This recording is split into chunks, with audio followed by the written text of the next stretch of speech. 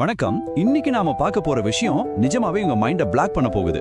ஏன்னா ஒரு சாதாரண காஃபி, ஆமாங்க, ஒரு கப் காஃபி ஒருத்தரோட மொத்த வாழ்க்கையே எப்படி தலைகீழா புரட்டி போடும்னு நீங்க எப்பயாவது யோசிச்சு பார்த்திருக்கீங்களா? கொஞ்சம் யோசிங்க. ஒரு காலை நேரம் ஒரு சூடான காஃபி சட்டையில கொட்டுது. அடுத்த சில நிமிடங்கள்ல அவரோட வேலையும் போச்சு, ஒரு அழகான குடும்பமும் உடைஞ்சு போச்சு. இது எப்படிங்க சாத்தியம்? வெறும் காஃபி கொட்டுறதால ஒரு குடும்பம் எப்படி உடையும்? வேலை எப்படி போகும்? என்னடா கதை விடுறேன்னு நீங்க நினைக்கிறது எனக்கு புரியுது. ஆனா நாம இன்னைக்கு பார்க்க போற இந்த பதிவு இந்த ஒரு சின்ன சம்பவத்துக்கு பின்னாடி ஒளிஞ்சிருக்கக்கூடிய ஒரு மிகப்பெரிய உளவியல் உண்மையை தான் ரொம்ப தத்ரூபமா நமக்கு காட்ட போகுது. இது ஏதோ கற்பனை கதை இல்லைங்க, நம்ம ஒவ்வொருத்தரோட வாழ்க்கையிலும் சொல்ல போனா தினமும் நடக்கிற ஒரு விஷயம்தான். பகுதி 1, முதல் பாதை, கோபத்தின் விளைவு. இப்போ அந்த கதையை பார்ப்போம். ஒரு ரொம்ப அவசரமான கால நேரம். மித்ரன் ஆபீஸ் போக பரபரப்பா தயாராயிட்டு இருக்கான். அப்போ அவனோட குட்டி பொண்ணு சந்தோஷமா ஓடி வந்து அவனை அன்பா கட்டி பிடிக்கிறான். அந்த அழகான நொடியில ஒரு ஸ்லோ மோஷன் சீன் மாதிரி யோசிச்சு பாருங்க. அந்த காஃபி கப் அப்படியே கீழே விழுந்து அவனோட பளிச்சுன்னு இருக்கிற வெள்ளை சட்டை முழுக்க கரையாடிடுது. அந்த ஒரு செகண்ட் அங்க எல்லாமே அதிர்ச்சியில உறைஞ்சு நிக்குது. அந்த நிமிஷம் மித்ரனோட ரியாக்ஷனை பாருங்க. எதிர்பாராத விதமா கோபத்துல அப்படியே வெடிச்சிடுறான். எப்பவும் உன் வேலை இதுதான் அப்படின்னு அந்த சின்ன குழந்தை மேல கத்துறான். அந்த இருண்ட சூழல்ல அந்த குழந்தை பயந்து போய் அங்கேயே அழ ஆரம்பிச்சிருச்சு. நிலைமையை சமாளிக்காம கோவத்துல தன் மனைவியும் அவன் கண்டுபடி திட்டுறான். இப்போ அந்த டைம் லைனை கொஞ்சம் கவனிங்க. விஷயங்கள் எப்படி ஒண்ணுக்கு பின்னாடி ஒன்னா கைமீறி போகுதுன்னு பாருங்க.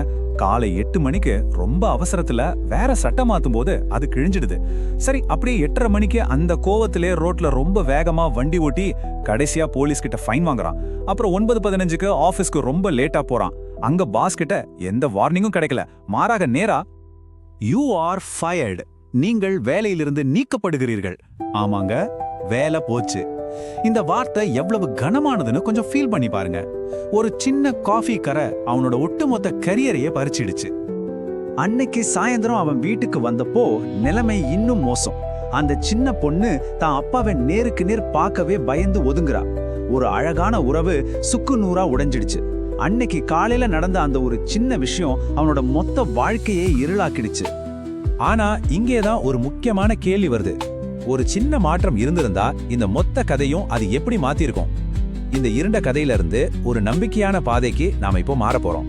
இது ரொம்ப சுவாரஸ்யமான பகுதி, கொஞ்சம் நல்லா கவனிங்க. பகுதி 2, மாற்றுப்பாதை, அமைதியின் சக்தி. இப்போ நாம கதையை கொஞ்சம் பின்னோக்கி கொண்டு போவோம். மறுபடியும் அதே காட்சி, அதே காஃபி கொட்டுகிற தருணம். ஆனா இந்த முறை மித்ரனோட ரியாக்ஷன் முழுமையா வேற மாதிரி இருக்க போகுது. காஃபி சட்டையில விழுந்ததும் மித்ரன் ஒரு 2 செகண்ட், ஜஸ்ட் 2 செகண்ட் அமைதியா இருக்கான், கோவப்படல.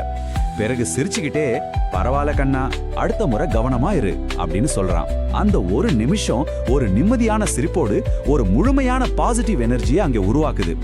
இப்போ இந்த டைம்லைனை மொதல் டைம்லைனோட ஒப்பிட்டு பாருங்க. இதுல எவ்வளவு ஒரு தெளிவு இருக்கு. 8:05க்கு ரொம்ப அமைதியா ட்ரெஸ் மாத்திக்கிட்டு கிளம்புறான். 8:45க்கு டிராபிக் ரொம்ப ஸ்மூத்தா இருக்கு, எந்த ஒரு பதட்டமும் இல்ல. 9 மணிக்கு ஆபீஸ்க்கு சீக்கிரமா போயிடுறான். இதனால என்ன ஆச்சுன்னு நினைக்கிறீங்க? அவனோட பாஸ் ரொம்ப இம்ப்ரெஸ் ஆகிட்டார்.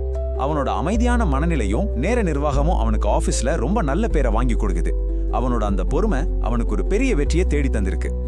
அன்னைக்கு சாயந்தரம் அவன் வீடு வந்ததும் அவனோட மகள் ரொம்ப சந்தோஷமா ஓடி வந்து அவனை கட்டி பிடிக்கிறா. இத ஒரு குடும்பத்தோட மகிழ்ச்சியை எவ்வளவு அழகா காட்டுதுன்னு பாருங்க. எந்த உறவும் இங்க உடையல, சொல்ல போனா இன்னும் பலமாகி இருக்கு. இப்போ இந்த 2 விளைவுகளையும் கொஞ்சம் ஒப்பிட்டு பார்ப்போம். ஒரு பக்கம் கோபத்தால் பறிபோன வேலை, பயந்து நிற்கிற குழந்தை. மறுபக்கம் அமைதியால் பாராட்டிய பாஸ், அன்பா கட்டி பிடிக்கிற குழந்தை. நடந்தது என்னவோ ஒரே ஒரு விஷயம்தான், ஒரு காஃபி கொட்டியது. ஆனா அதோட முடிவு முற்றிலும் வேற. காரணம் என்ன? அந்த இடத்துல அவனோட ரியாக்ஷன். பகுதி 3, வாழ்க்கையின் 90-10 விதி. இந்த 2 கதைகளுக்கும் பின்னாடி இருக்கிற ஆழமான உளவியல் உண்மை என்ன தெரியுமா? இதுக்கு பேரு தான் ஃபெஸ்டிங்கோஸ் லா அல்லது வாழ்க்கையின் 90-10 ரூல் அப்படின்னு சொல்லுவாங்க. இது ரொம்ப தெளிவா ஒரு விஷயத்த சொல்லுது. வாழ்க்கையில நடக்கிற வெறும் 10% விஷயங்களை மட்டும்தான் நீங்க உங்க கட்டுப்பாட்டுல வச்சுக்க முடியாது. ஆனா மீதமுள்ள அந்த 90% விஷயங்கள் அதை நீங்க எப்படி எதிர்கொள்றீங்க, எப்படி ரியாக்ட் பண்றீங்க அப்படிங்கறத பொறுத்துதான் அமையுது. இப்போ இந்த 90க்கு 10 கணக்க பாருங்க. உங்களை சுத்தி நடக்கிற எதிர்பாராத விஷயங்கள் வெறும் 10% தான். அந்த சின்ன பகுதி தான் நாம பார்த்த அந்த காஃபி கொட்டிய சம்பவம். ஆனா அந்த பெரிய 90% பகுதி இருக்கு பாத்தீங்களா, அது உங்களுடைய ரியாக்ஷன். நம்ம வாழ்க்கை கெடுக்கிறது அந்த சின்ன பிரச்சனை இல்லவே இல்லைங்க.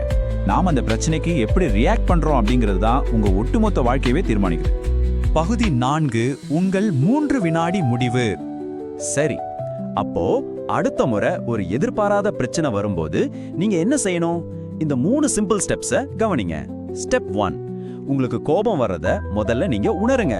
ஸ்டெப் 2, உடனே ரியாக்ட் பண்ணவே பண்ணாதீங்க. ஒரு 3 செகண்ட், ஜஸ்ட் 3 செகண்ட்ஸ் பொறுமையா இருங்க. ஸ்டெப் 3, அமைதியா தெளிவா முடிவெடுத்து அதுக்கப்புறம் ரியாக்ட் பண்ணுங்க. இந்த 3 செகண்ட் தாங்க உங்களுடைய அந்த 90% வாழ்க்கையை காப்பாற்றும் மிகப்பெரிய சக்தி கொண்டது.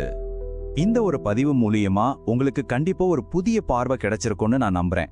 இந்த விஷயங்கள் நிஜமாவே உங்களுக்கு பயனுள்ளதா இருந்தா இந்த விளக்கத்தை லைக் பண்ணுங்க, உங்க நண்பர்கள் மற்றும் குடும்பத்தினருக்கு ஷேர் பண்ணுங்க, அவங்களும் இதை தெரிஞ்சுக்கட்டும். இன்னும் இது போன்ற பல சக்தி வாய்ந்த விஷயங்களை தெரிஞ்சுக்க மறக்காம சப்ஸ்கிரைப் பண்ணுங்க. கடைசியா ஒரு மிக ஆழமான கேள்வியோட நான் இதை நிறைவு செய்யறேன். நீங்க உங்க வாழ்க்கையில நடக்கிற அந்த வெறும் 10% சம்பவங்களை வச்சு உங்களுடைய 100% வாழ்க்கையை அழிக்க விட போறீங்களா? கொஞ்சம் யோசிச்சு பாருங்க. முடிவு எப்பவுமே உங்க கையில தான் இருக்கு. மீண்டும் அடுத்த சுவாரஸ்யமான பதிவில் சந்திக்கலாம்.